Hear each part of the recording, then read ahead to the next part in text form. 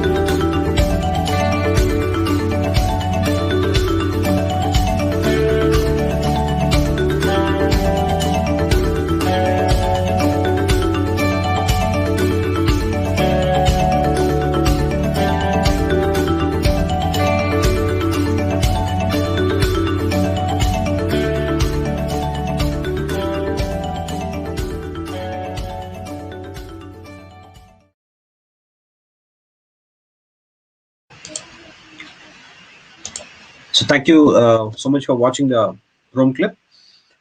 A few announcements. Maybe the chat is meant for the audience to express your ideas in course of the session. Maybe at the end of the session, you will have time. You'll be given time to ask your questions. You can write your questions there. So those questions will be asked to the resource person, and he'll answer your questions.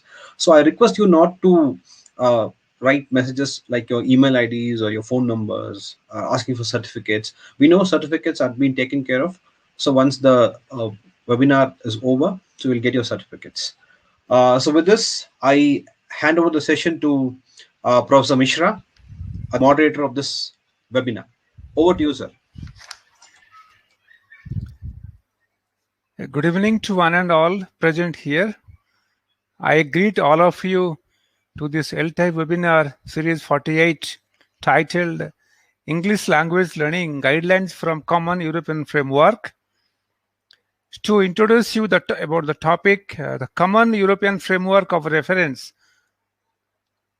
acronym CEFR, has shaped language education policies in many countries as it is drawn upon in curriculum design, materials development, and assessment. Its capacity to domestication has lent to its global appeal and acceptance.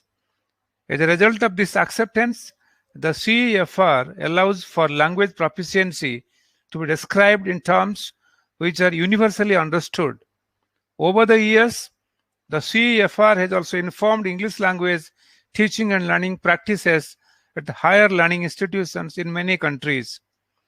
The CEF is a guideline used to describe achievements of learners of foreign languages across Europe and increasingly in other countries.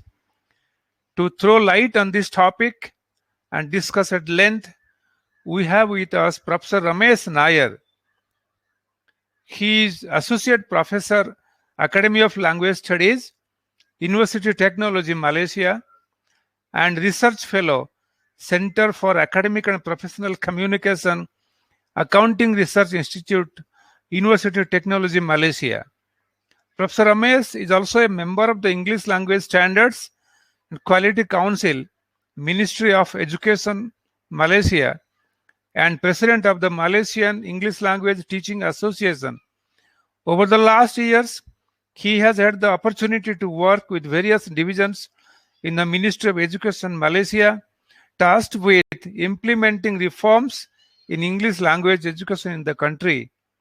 Now I welcome Professor Ramesh Nair to take over the session. Over to Professor Ramesh Nair, please. Thank you.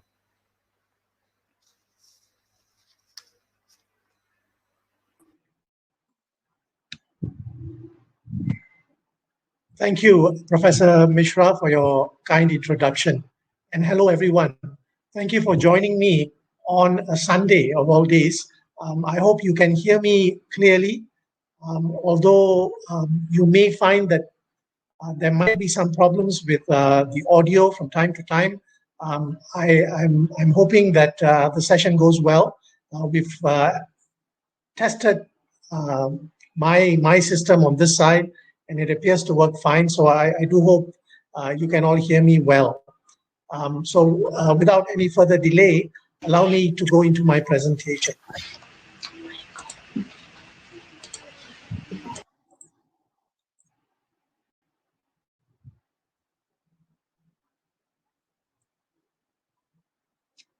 So in my presentation today, I am focusing on English language learning.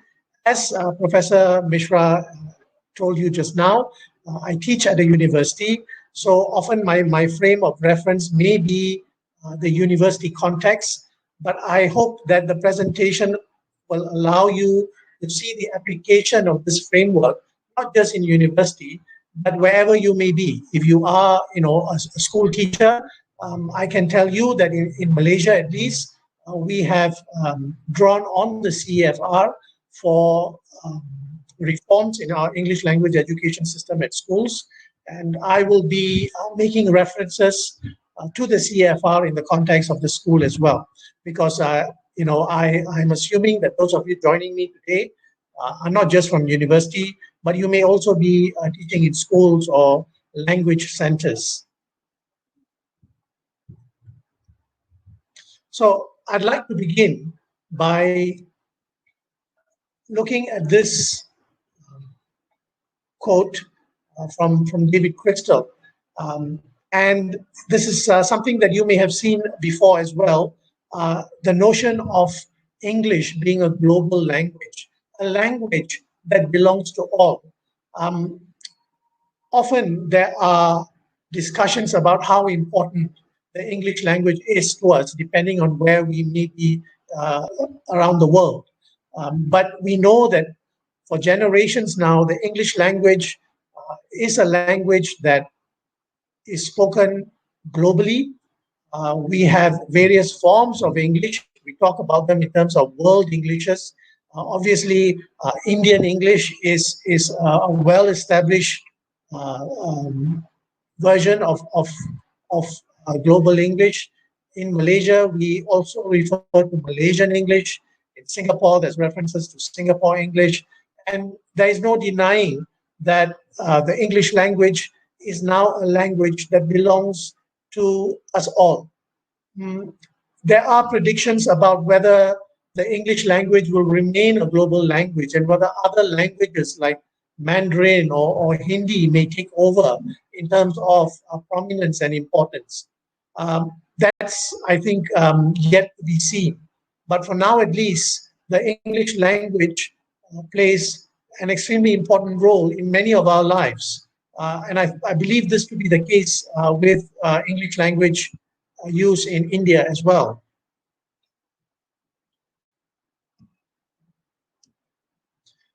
So one thing that we come to realize is that social expectations of how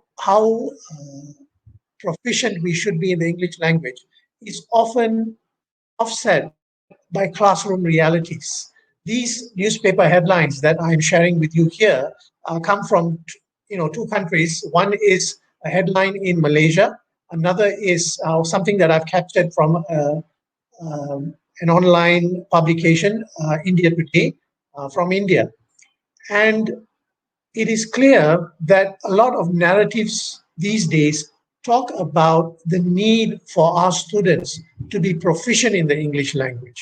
There are often a lot of debates about what we can do to ensure that our students are prepared for the real world where English plays an important role. Very often, these narratives position English language teachers in a particularly challenging role. Often, we are told that our students are not performing as well as they should in the English language. Very often, the blame is shifted to the English language teacher, and you see publications in newspapers about how we are failing our students, that we are failing to prepare students to be proficient speakers of the English language, and that we need to do a lot more to ensure that our students, once they graduate from university, are globally competitive, that they're able to communicate their ideas efficiently in the language so that they can function in any part of the world.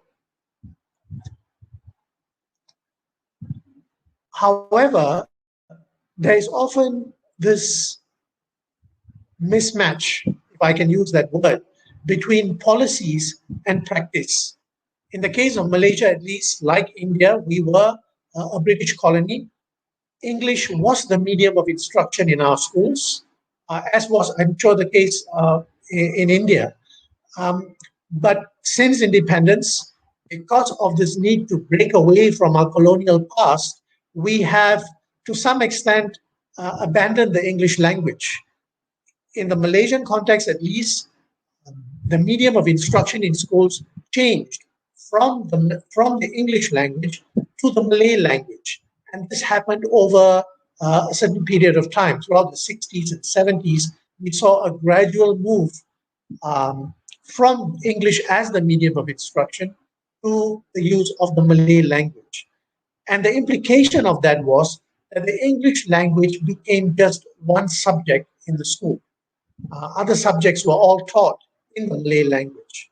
This is quite possibly the case with you in India, and I'd be interested to understand more about how the role or the position of the English language has evolved in your country, or for those joining us from other parts of the world, you may have a similar story to share.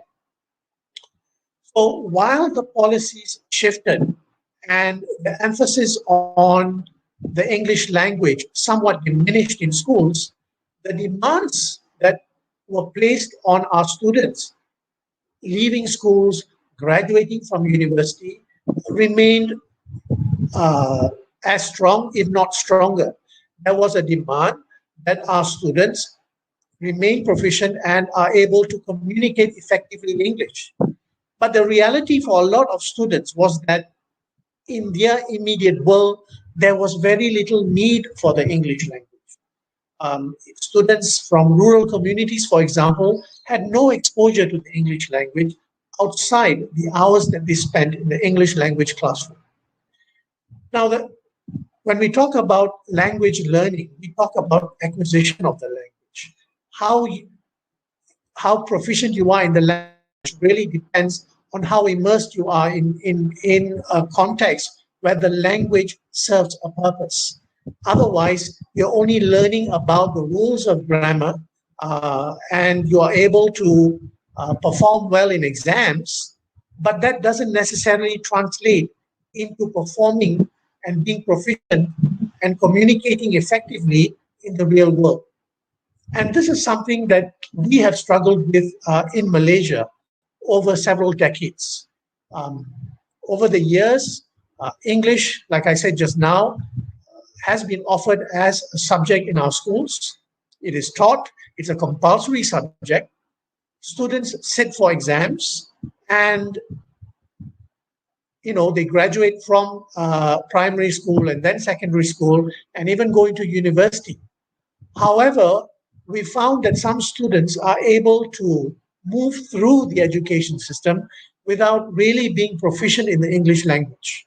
And we have, in very extreme cases, students graduating from university without being able to communicate effectively in the English language.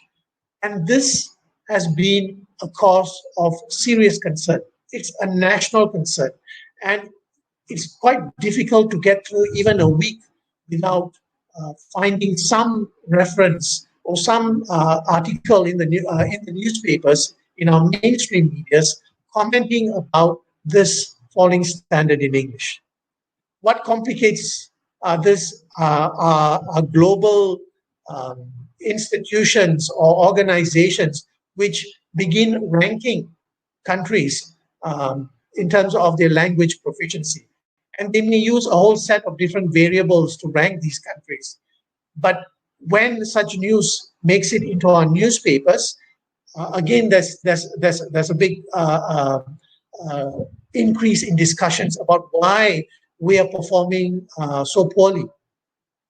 Malaysia, for example, is often compared to our neighbor in the south, which is Singapore, which often tops the list, not just in terms of English language education, but education in general, right? And we often compare to Singapore because Singapore was at one time part of Malaysia before they broke away and gained independence. So this is basically the situation we find ourselves in. There is the reality of the situation where our students are not proficient in English for very logical reasons. They don't use the language outside the classroom. They don't see the need for the English language in their immediate surroundings or in their real world. But the challenge is for the English language teacher, because as an English language teacher, you and I are tasked with ensuring that our students are proficient in English. Now, whenever we hear these narratives about the performance of students, and like the newspaper article that you saw just now, there are references to students being highly proficient or good or average or weak in the English language. But what do these terms mean? When we assign students and we award the students a grade, like an A or a B or a C or a D, what does that translate into? And how does it help the student and those deciphering the grades that we award the students? This has come into question. So, for example, we have students who complete their secondary education in Malaysian schools and move on to university. So they sit for an exam at the end of the secondary school education, as I'm sure students sit for exams upon completing secondary education in other countries as well. And they're awarded a grade, an A or a B or a C or a D and so on. However, when the students arrive at universities with that grade, academics at the universities question what that A means, because even if you have a student who has an A on paper for English, the student continues to struggle with academic English at university and struggles with oral presentations. So what does it say about the way we are assessing students? And that has come into question.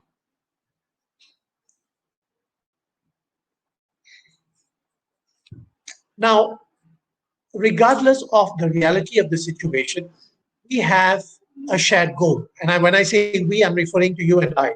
As English language teachers, our shared goal is in enhancing the English language experience of our students, in addition to ensuring that they become proficient users of the English language. When we talk about enhancing interest, we talk about enhancing interest and motivation. As teachers, we're always in search of the right material and the use of various mediums of instruction. I'm sure that during the COVID-19 pandemic, you would have realized that suddenly you found yourself having to communicate with your students on online platforms. And it's not a matter of simply shifting the material that you share in a face-to-face interaction to an online platform. Whole pedagogies will have to shift when we teach online. And as English language teachers, we are always looking for ways in how to make our teaching more interesting so that we engage our students and we motivate them to learn the English language. I understand that this is the 48th webinar, which is organized by ELTAI. And I'm sure between webinar 1 and 47, you would have had many webinars which talked about materials development and how to deliver language, your lessons effectively. In this presentation, I wish to take a broader view of how to engage students and enhance their English language learning experience.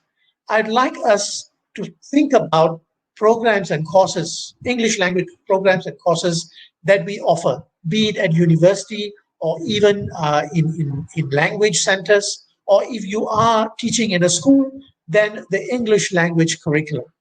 How does that curriculum shape the English language learning experience of students?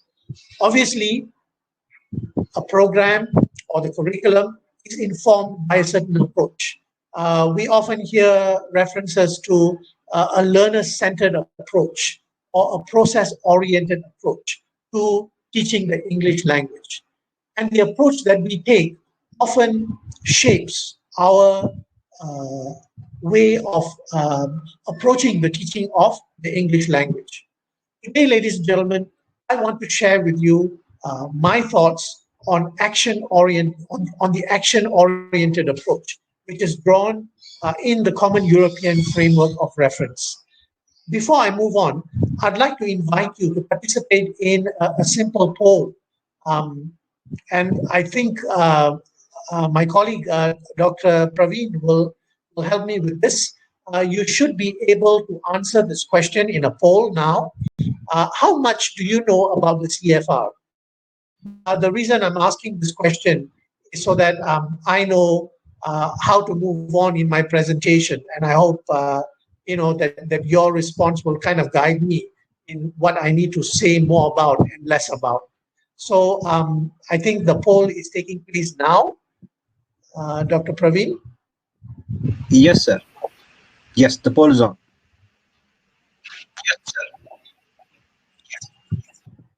So how do I source the response? Will I be able to see the response? Yes, click on the icon called poll on the right-hand side corner. I mean, right. Okay. All right. Yeah, that's it. Yeah, click on that. Okay. All right. So yeah. So the question is, how much do you know about the CEFR? Nothing at all, a little, enough to explain it to others, or a great deal. Do I click on the word start poll?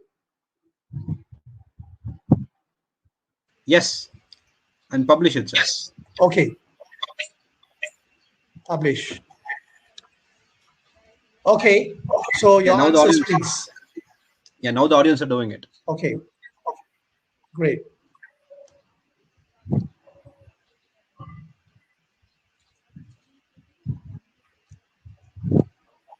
All right. I see there are a few of you who know a great deal. So I hope those of you who know can, perhaps support me in my presentation as well later in the Q&A session with your comments and thoughts.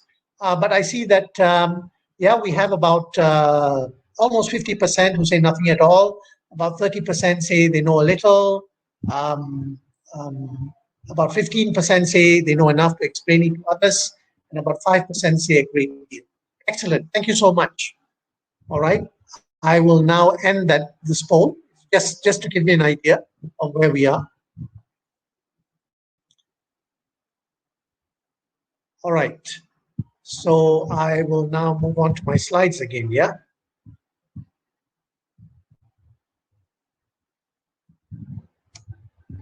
So the term Common European Framework of Reference doesn't actually help the CEFR framework too much. And a central concern is this word European. When Malaysia, conversations about the CEFR began to take place in Malaysia, there was quite a lot of resistance from some quarters, simply because of the word European. And there was this fear that this framework was a form of imperialism, right? That we were now trying to aspire to reach, or rather to gauge our performance in the English language to European standards. So that's the first thing that I want to clear with you. When we talk about the Common European Framework of Reference, the European in this terminology actually has nothing to do with aspiring to European standards. The reason why it's referred to as a Common European Framework of Reference is because this framework has its roots in its creation within the European context. It has its roots there. And over the years, the framework has actually been around for many decades now. And over the years, there have even been calls to do away with the word European and just refer to this framework as the Common Framework of Reference. But because it is so commonly known and widely known as the CEFR, many countries have chosen to keep it as the CEFR. But I'd like to assert here that the whole idea of this framework has nothing to do with us aspiring to get our students to achieve performance which is comparable to European standards. That is not the case, right? It is simply because this framework has its roots in Europe. And this framework began as a project. And if you remember, with the opening of borders in Europe, people were moving across borders quite easily. And there was this realization that there's a need for people who are moving from one country to another to be able to report their performance in a language. So, for example, if a German was moving to Spain, and when he arrives in Spain, if he were asked, what would you describe as your proficiency level in Spanish, then the German would have to kind of say, oh, all right, I'm good or average or weak. Now, you and I know that these are challenging terminologies when we describe performance in terms of very abstract terms. So there was this realization that we need to be able to describe performance in language in more tangible terms. What does it mean when you say you're good? Or what does it mean when you say you're average? Or what does it mean when you say you're a beginner? Right? And so I will show you shortly the scales of the CEFR so you understand what I mean when I talk about reporting performance in tangible terms. Now, over the years, the CEFR framework has been adopted around the world by many countries. Even though the CEFR does not have its roots in education, it has served useful in the education system, with many countries drawing on the CEFR. So, for example, the CEFR has been refined and referred to as the CEFR Japan, the CEFR China, for example. And in Malaysia, we are working towards the CEFR M as in Malaysia, right? If you are familiar with international exams like the IELTS or the TOEFL or the APTIS, you would then realize that these assessments are also benchmarked against the CFR. So if you sit for the IELTS, you also receive an equivalent CEFR band telling you where you are in terms of listening, speaking, reading, and writing. So as an example, and I apologize that this is so small and I don't really expect you to read this, but basically this is the global scale for the CFR, and performance in a language is reported in terms of these bands that you see here. So you begin as an A1 user of the language and you progress from A1 to A2 to B1 to B2 to C1 to C2, right? From a basic user to a proficient user. But what these bands allow you to do is that they allow you to talk about your performance in very tangible terms. Based on extensive research carried out over decades, the scales have evolved over many years. And so when you say that you are a B2 user of English or a C1 user of English, that carries a very specific meaning that you see here, right? And what the CEFR does is it reports about what you can do with a language, not what you cannot do. That itself is ideologically important. Because if you think about learning a second language, very often we get stuck in a position where we are assessed based on our inabilities or our lack of proficiency. And often we find assessments rather punitive. But what the CFR encourages us to do is to talk about performance in a more positive term. We don't talk about what a student cannot do, but we focus on what they can do and what they need to do to get on to the next level. That's the whole idea and the philosophy behind the CFR.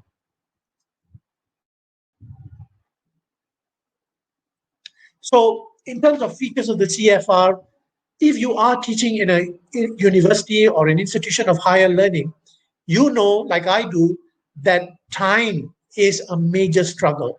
It is difficult to find time within the course schedules and the course programs to spend more time with students to help them with their English language proficiency.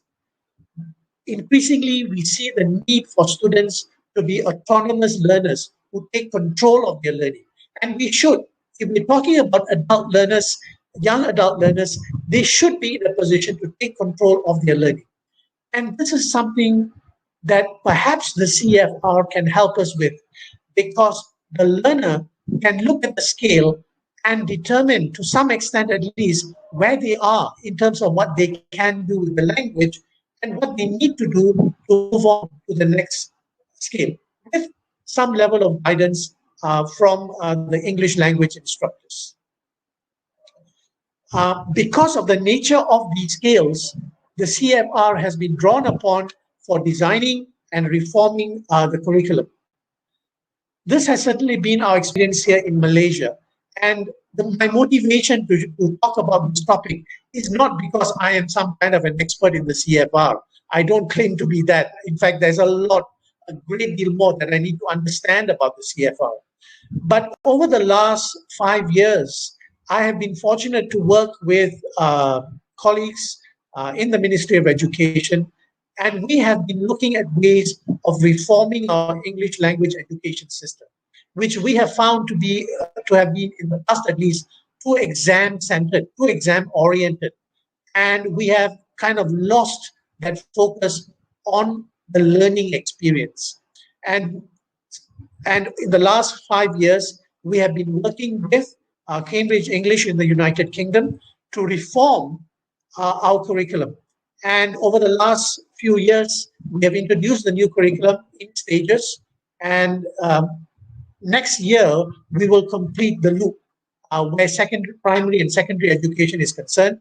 Our universities are also looking at our English language syllabus and looking at how we need to make changes so that the entire loop is complete.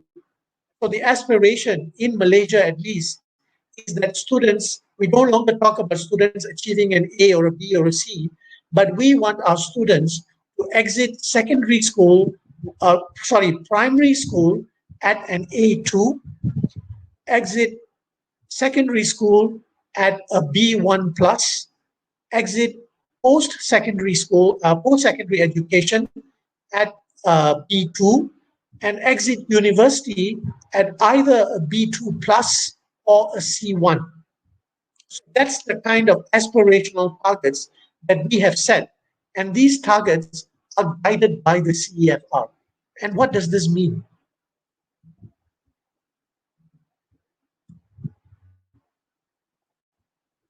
Now, I am guessing, I may be wrong. As an English language teacher, when I was trained as a teacher and all my years as a teacher, I've been focusing on the 4 skills: listening, speaking, reading, writing. Of course, that is coupled with vocabulary building and grammar. But what the CEFR calls for is a shift in the way we think about the teaching of communicative language skills and strategies. And they talk about English language acquisition in terms of reception, production, interaction, which is the co-construction of meaning, mediation, as well as plurilingual and pluricultural competencies. Now, this is something which has, like I said, been evolving over the years.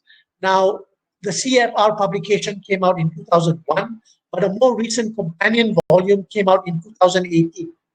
I encourage you to perhaps download these volumes and read this on your own. They are available for free. And reading this will give you an idea of how, if you have the opportunity to make changes to your curriculum or program, then I think this is worthwhile reading for you.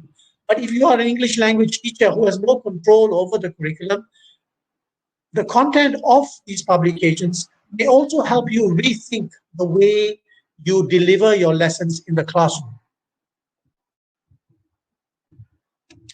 Here's an example of what you will find in the companion volume. When we talk about language production, and I apologize that it's not too clear for you. Unfortunately, I've just taken screenshots of these images. When we talk about the production of language, we're actually talking about production activities as well as production strategies. Production activities are broken down further into oral productions and written productions.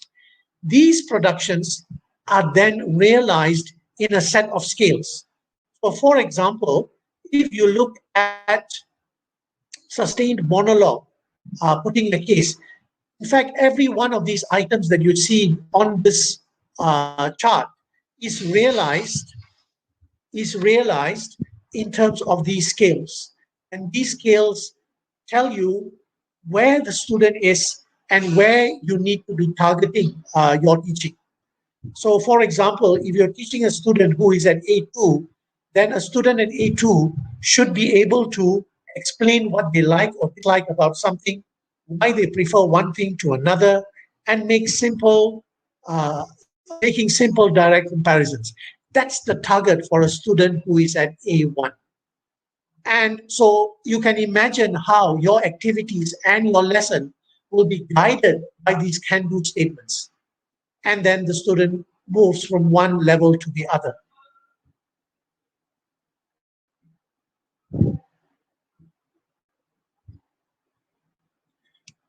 Now, in the 2018 volume, these scales were expanded to also consider mediation.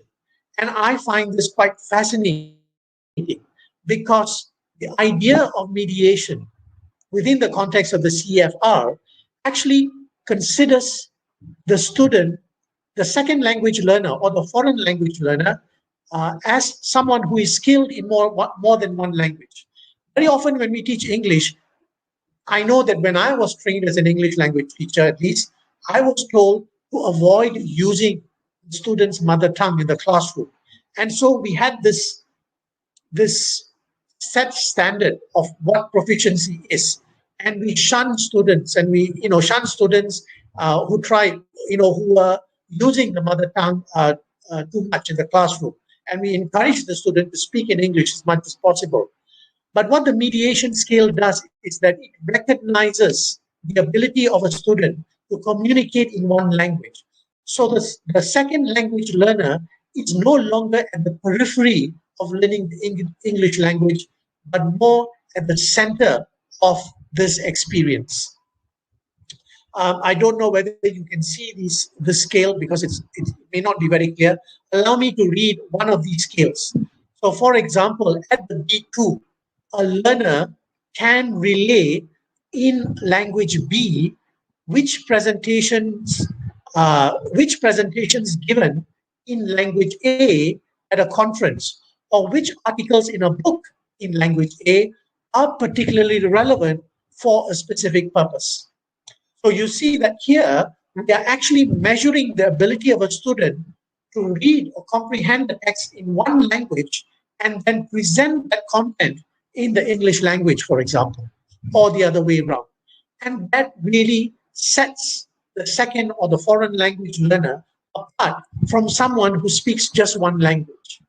So it's quite fascinating the way these skills have evolved over the years.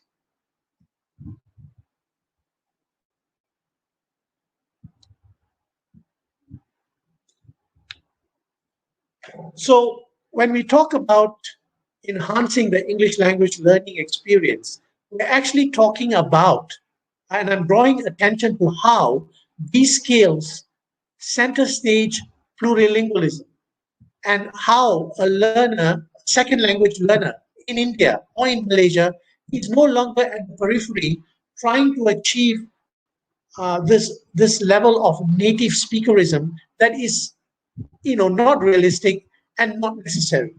But rather, these skills allow you to see how the English language is applicable in a very localized context, the real world of that student. There are also descriptors for online communication, and these are new skills that have been introduced. Given the challenges that we face now with the COVID-19 pandemic, I invite you to look at some of these skills as well to see how we can help students with online communication and mediation. Finally, I'd like to stress on this point which I raised just now in terms of learner autonomy. If you are teaching in an institution of higher learning, or if you are teaching even in schools and you find that you simply do not have enough time to dedicate to your learners, because you are competing for the same amount of time that the teachers of other subjects are also after. The idea of the independent learner is that this learner is able to take control of his or her learning. Think about the countless number of resources which are now available to a second language learner or a learner of the English language. The YouTube videos, the online access to material. Drawing on the CEFR also benefits us because we become part of a global community. So when you talk about your student being at A2, a teacher teaching students at A2 in the UK or in the Pacific Islands or in Africa will have the same point of reference, right?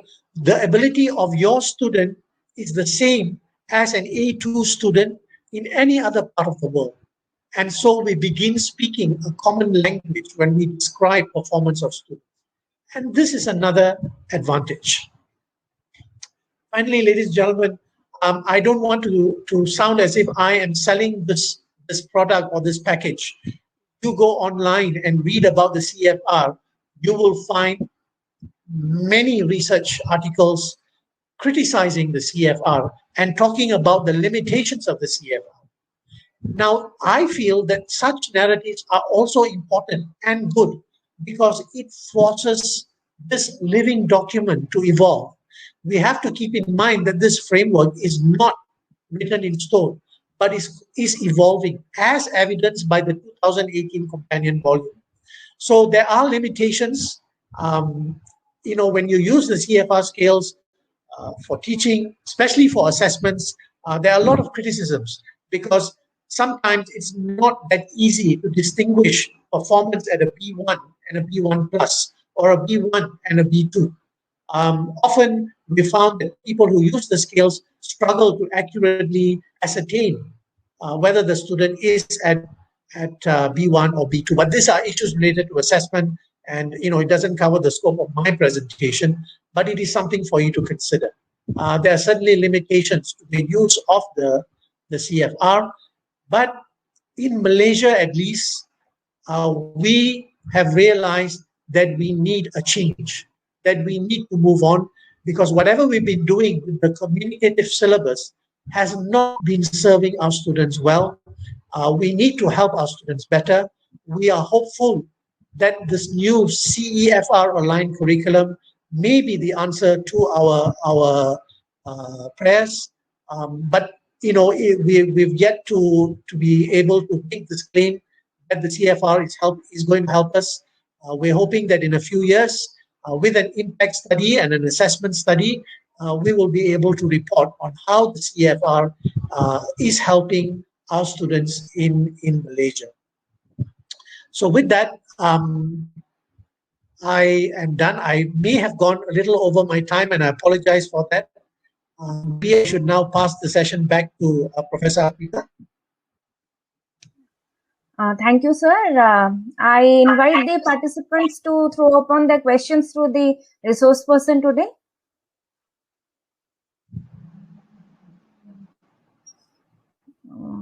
We have the first question, sir. It is by Professor Ramani. And he asks this question the question says like this: has the COVID-19 pandemic led to any revision of the scale or the descriptors in any way? Isn't there a need for such revision, at least in area of language use? This is the question by Professor Ramani. That's an excellent question, actually. As I explained just now, in the Malaysian experience at least, the CFR is still being introduced in stages. Unfortunately, the COVID pandemic took us all by surprise. And what happened in Malaysia was there was a total lockdown, and our schools were shut down. So learning had to take online. But that was easier said than done. In Malaysia, you have schools located in urban settings where internet access is readily available, but you also have many students in rural settings who do not have access to proper internet connection. The CEFR, those scales, especially those from the companion volume, could have helped us, I believe, a great deal, especially the descriptors for online communication, for example.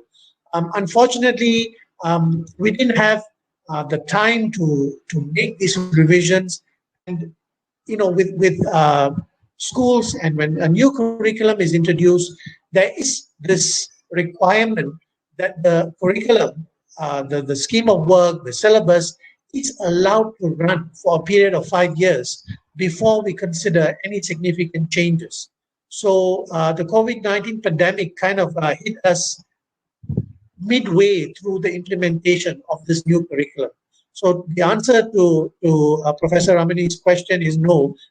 We were not successful in making changes given the challenges of the COVID-19 pandemic. Having said all that, I believe that the challenges of teaching online are in some ways beyond the scales or what is offered by the CFR.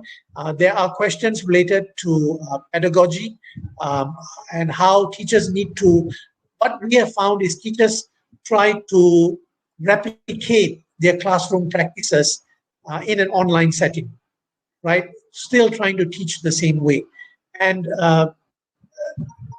we're not going to be very successful because the dynamics are significantly different when we engage with learners online. Even at university, we have found it a bit of a struggle. For one thing, what we've done is we've done away with formal exams, with students coming in and sitting for written exams, but we have replaced that with online assessments, ongoing assignments, which students work on independently to assess performance. Thank you. Thank you, sir. So we have one more question by Dr. Vinod. His question is, but the National Education Policy 2020 is emphasizing the use of mother tongue in the classroom. Will this hamper the English teaching and learning?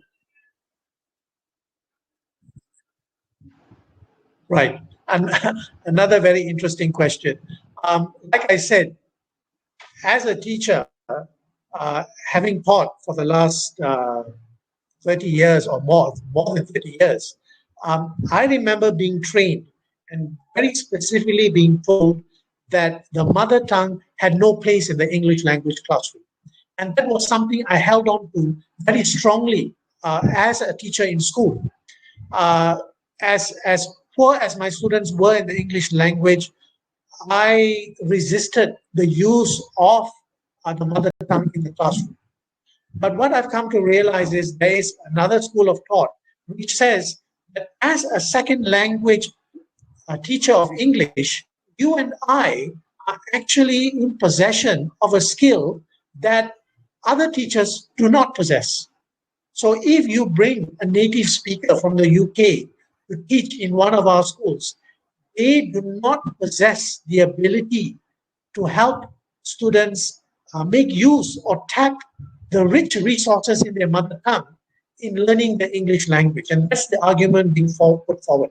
If you look at the companion volume of the CEFR, like I said just now, plurilingualism is being celebrated. And the ability of a student to use his or her mother tongue, read a text in English, and convey that message to another student who does not quite understand the text is a skill that should be recognized and celebrated. And so we find that the use of the mother tongue has a role in the English as a second language classroom. Having said that, of course, we also want to promote and encourage the use of the English language in the classroom. We don't want the use of the mother tongue to overtake our desire to see the students use the English language, because if anything, the CEFR is about ability, right? And about what you can do with the language. So we know that if students want to acquire a stronger vocabulary range, if they want to be able to enunciate so that they are internationally intelligible, they must make use of the language. And the classroom has to provide that platform to use the English language. That's my thoughts on this. Thank you. Thank you, sir. So there is one more question by Professor Mohan Raj. He says, is there a way we can modify the descriptors to suit our local condition? This may be essential to help our students move from local to global phase, here to there. So this is a question he wants to ask. I'm sorry, Arpita. I completely lost you just now. Can you repeat the question, please? Yes, sir. Yes, sir. So he says, is there a way we can modify the descriptors to suit our local condition? This may be essential to help our students move from local to global phases.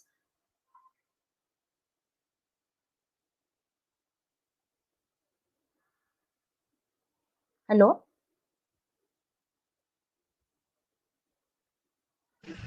Arpita ma'am, he has lost connection. Maybe he'll join a little later. Okay. We'll wait for him. Yeah, he's joining. Okay. We'll give him a minute time. Yeah.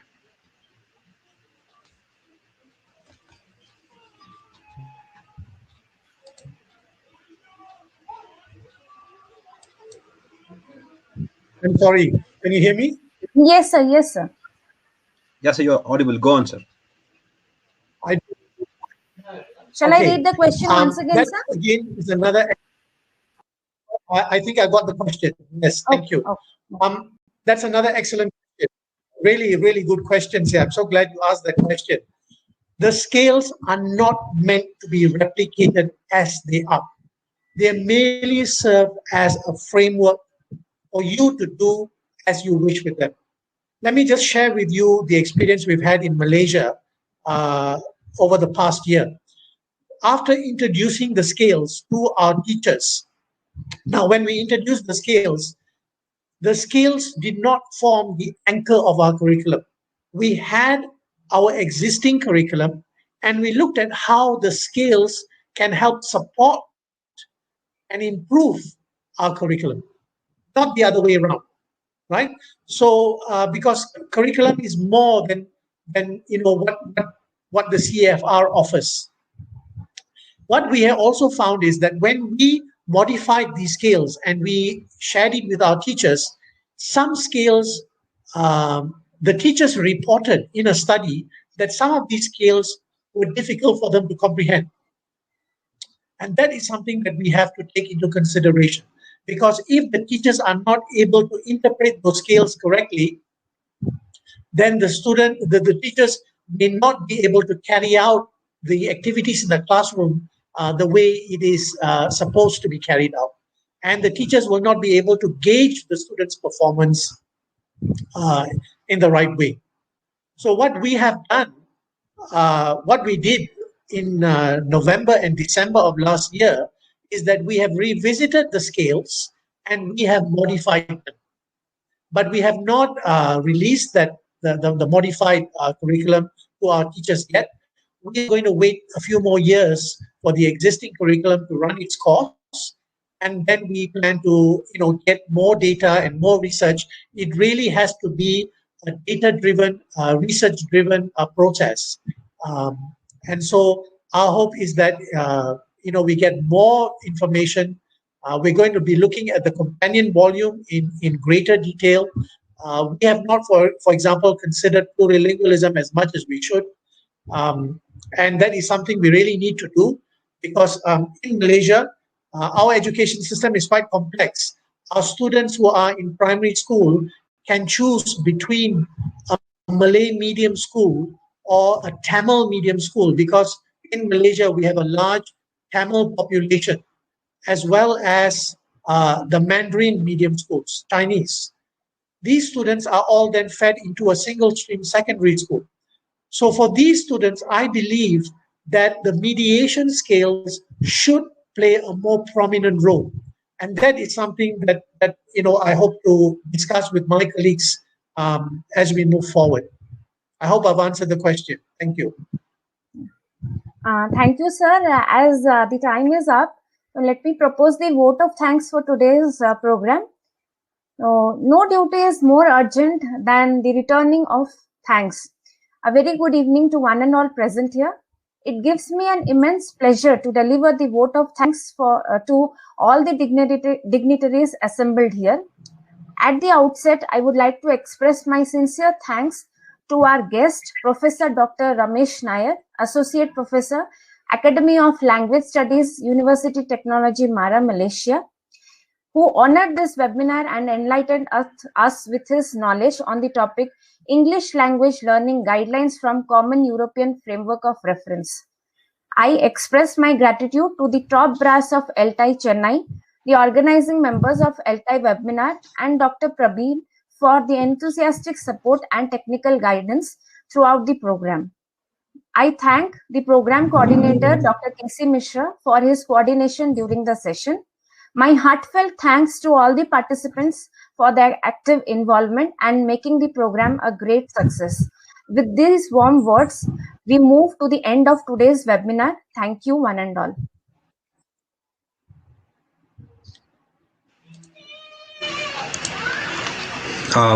Thank you, participants, for listening patiently and asking those interesting questions.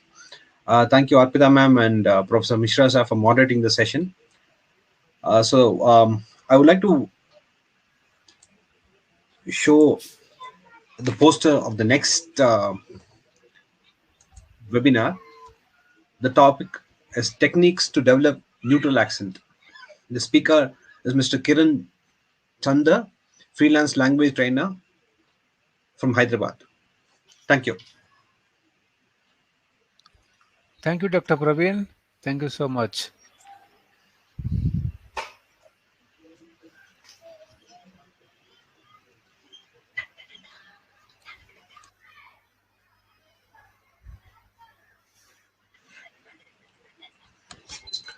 Thank you, Mishra sir. So now we may leave the session. Thank you. Thank you. Thank you.